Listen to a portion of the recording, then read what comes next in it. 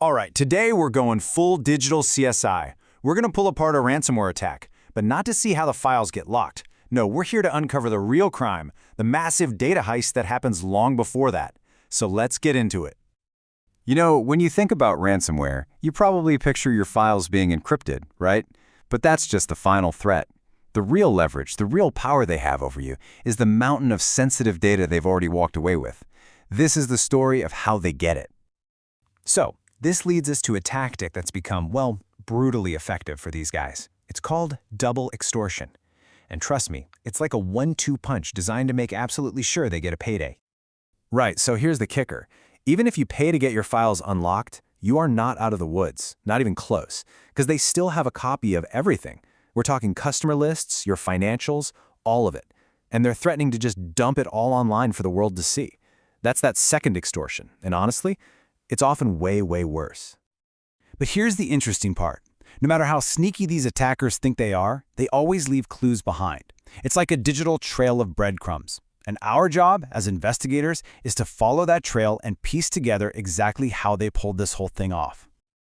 Okay, so let's put ourselves in the shoes of an investigator. Picture this. We're on a machine that's just been hit. The whole thing is a digital crime scene. Every log file, every application, it's all potential evidence. Our mission is to basically rewind the tape and see this attack from the attacker's point of view.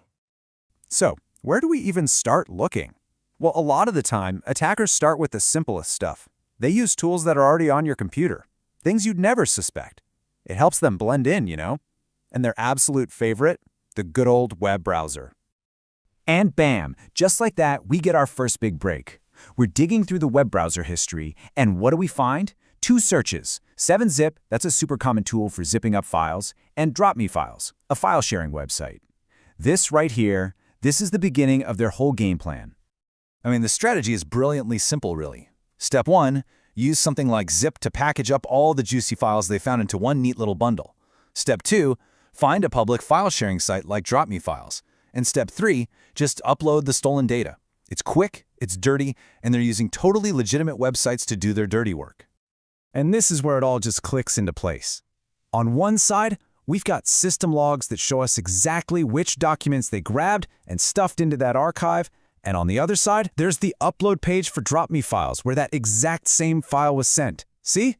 The breadcrumbs connect perfectly. Okay, but using a web browser is kind of like entry-level stuff. When the attackers get more serious, especially when they're trying to move huge amounts of data, they stop using what's there and they start bringing their own tools to the party. And that, well, that leads us to our next big clue.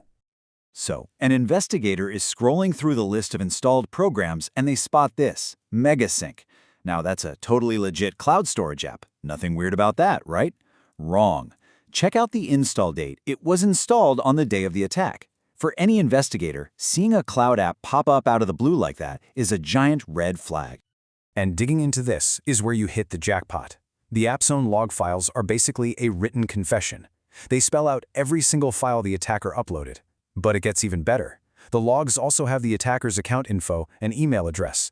Now, that's not just a clue anymore. That is a major lead you can take to law enforcement. So, as these attackers get bolder, they have to get smarter, right? The next level up in their playbook isn't just about bringing your own tools, it's about making them invisible. And that's where this technique called masquerading comes into play. So our investigator is scanning through files, and something just looks off. There's a file called svchost.exe. Now, if you know Windows, that's a super common, totally normal system file. But it's in the wrong place. The real one is supposed to be in the System32 folder. This one, it's just sitting there in the main Windows folder. That tiny little detail screams that something is very, very wrong. It's a classic move, isn't it? Give your malicious tool a really boring, normal-sounding name so no one looks twice. It's got the right name, but is it the right file? This is that aha moment. The investigator knows they've just stumbled onto something the attacker worked really hard to hide. And there it is, the smoking gun. You just right-click, go to Properties, and the whole story is laid bare. The product name doesn't say Microsoft, it says R-Clone. They took this super powerful, legitimate data syncing tool, renamed it to look like a boring system file, and used it to quietly pump all that stolen data out of the network. So sneaky.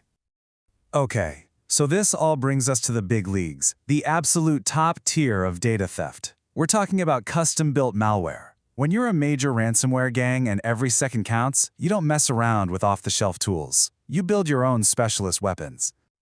They call these things information stealers, and the name pretty much says it all.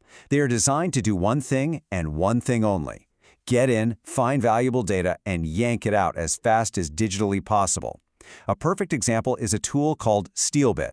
It was the custom-made weapon for the infamous Lockbit 2.0 crew. So you might be asking, why go to all the trouble of building your own tool? Well, this chart right here tells you everything you need to know. Look at this. To steal 100 gigs of data with that R-clone tool we saw earlier, you're looking at anywhere from 6 to 14 hours. But with their custom tool, StealBit, they can do it in about 20 minutes. The difference isn't just big, it is absolutely staggering. Let's just boil that down to one number for you. StealBit can be more than 40 times faster. And what does that speed get you? It means less time hanging around on the victim's network, which means way less chance of getting caught. It's all about getting the goods and getting out before anyone even knows you were there. So there you have it. We've followed this digital trail from the simplest tricks all the way to the most advanced custom-built weapons. We've seen how they operate. But here's the thing. Solving one case like this doesn't mean the fight is over. It just shows you how intense this battle really is. Think about the progression we just walked through. They start simple, using a web browser to hide in plain sight. Then they level up, installing their own tools. Then they get sneakier, disguising those tools.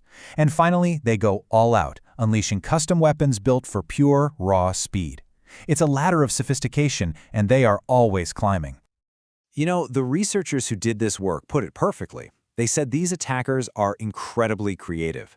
They'll use whatever works, whether it's a simple browser upload or a complex piece of malware.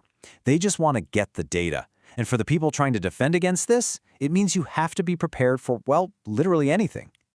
And all this leaves us with one big, lingering question. We've just laid out their playbook as it exists today, but this is a cat-and-mouse game. The attackers are always working on their next move.